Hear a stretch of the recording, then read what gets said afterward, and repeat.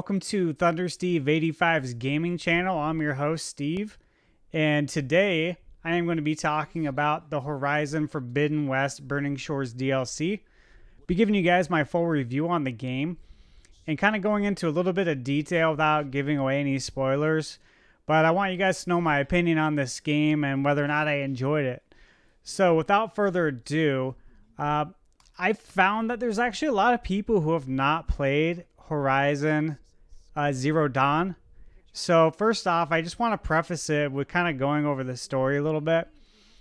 And again, these aren't like huge like plot reveals. I don't think these are like spoiler worthy. So I just want to get that out of the way to begin with. Also, I think from what I've gathered, Horizon Zero Dawn, like it's tough. It could have had a better launch.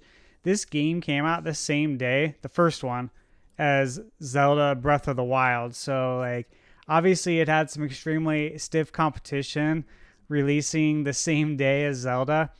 So I think this game actually got overlooked by a lot of people, and understandably so. It's The Legend of Zelda, but still, this is a great game. There's two of them now. And like I said, we're going to be talking about the Burning Shores DLC that just came out on April 19th.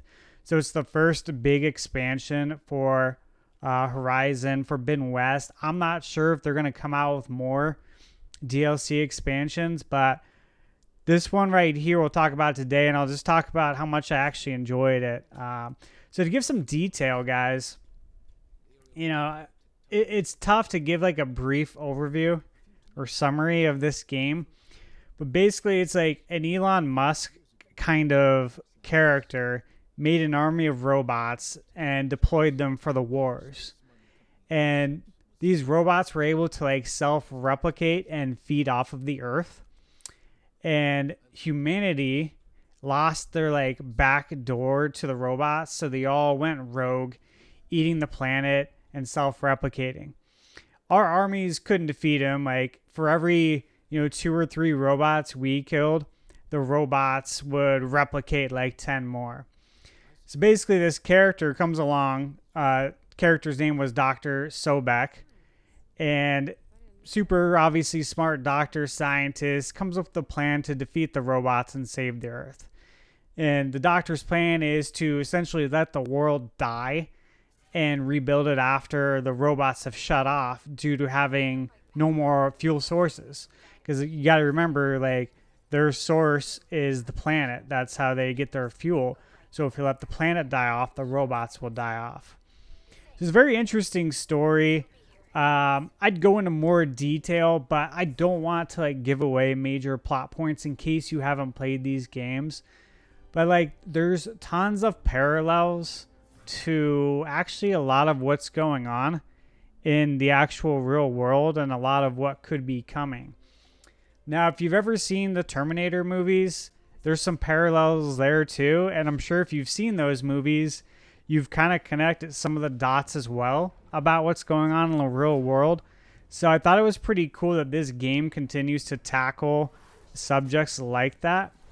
Now, guys, if you haven't seen the Terminator movies, obviously, they're great movies. Some of them better than others, of course, as we all know. But in the Terminator universe, like, humanity causes its downfall by creating Skynet. And it's an artificial intelligence that that becomes self-aware and ends the world. So the Terminator franchise's stories typically involve a Terminator traveling back in time to the present day to either protect or assassinate a key figure in the future resistance against the machines. So John Connor, as we all know, played by Arnold Schwarzenegger, leads the charge against the Terminators, which is why Skynet keeps sending Terminators back in time to kill him or keep him from ever existing. So, of course, the irony is that the war between the human race and the machines could have been avoided if humans didn't create those machines themselves. So, obviously, like, as we know, we're creating AI machines. I'm sure you guys have seen some of this on the internet throughout the last few years. Very realistic looking robots that look like actual humans which is pretty crazy. And then you put AI into them and they can speak, you know, they can have unique voices. There's been a lot of stuff talked about. I don't want to get into too much detail. I follow it pretty closely because to me it's very interesting. And I always feel like a lot of the stuff that we see in Hollywood comes to fruition like 20 or 30 years later. Predictive programming, as many of us like to call it. So to me, this is like super interesting story for this Horizon game because we see all of this. All of this comes together. And it's really cool. The gameplay in the game is awesome. You know, it's your typical like open world type game. The soundtrack in the game is amazing. You know, it's open world. You're crafting items. You're crafting weapons, different armor, outfits. You know, bow and arrow is basically like your bow and arrow and spear are like your go-to weapons. Because you got to understand this is like post-apocalyptic. Like twice, like the world's died twice by this time when you're playing the game.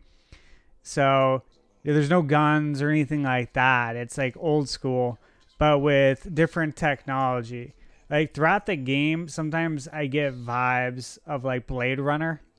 Not just with like the graphical setting and the story, but even the soundtrack is very interesting. And I always have to wonder if like the developers got inspiration through things, you know, fictions like Blade Runner with this game, because we see a lot of it present. So with the Burning Shores DLC, first off, again, I don't want to give away like huge plot stuff, but I will say that I really enjoyed the main game, Forbidden West. I think I enjoyed the gameplay most. The story was good, but not memorable. Like, I had to go back and read up on the story again before I did this review. Because, again, I beat the game a year ago. But I jumped back into it when the Burning Shores DLC came out this week to play so I could review it for you guys. And I got to say, for me, the Burning Shores DLC story was way better than the main game story. So this is quite interesting. This is not something you see very often. As we know, normally DLC adds to the main story. You know, like it helps kind of broaden the fiction that they're telling. And with this DLC, it's like, I'm like, why wasn't this part of the main game? You know, like this is like major stuff. And it makes me think like, man, did they just like pull this from the game? Did they hold it back? You know, obviously saying, hey, we're going to hold back like some of these main like plot pieces and put it into DLC. For me, like, I feel like after playing this, it should have been part of the main story, but it's okay. It is what it is. I enjoyed the heck out of it, and that's really what I want to talk about today. So what I thought was interesting, and, you know, I just made a bunch of notes, guys, so this won't be like super organized. Bear with me. But the story was like about creating a heaven while you're spending your time here on Earth still. So kind of like a safe place, a safe haven from the hell that they live on Earth. And that's depicted in the game. You know, there's machines that are controlled by AI that look like freaking dinosaurs, and they're constantly trying to kill you. Basically, the AI is like taken over. They run everything. And it's dangerous to just like walk around in the game, which is, again, it's all very interesting to me. Because like so much of what's depicted is what the future could be, my opinion, if we continue to go down the same road we are with AI. We have to be very careful, in my opinion. And even Elon Musk has said we need to be careful when it comes to the AI. So again, this game, like, I feel like the developers are giving kind of their idea of what could happen if we go down that road, and it's being shown in this game. I mean, it is like, that's what I see it for. They have a thing in the game called the Ascension Hall, and that's like where you want to be if you're part of the devotees in the game.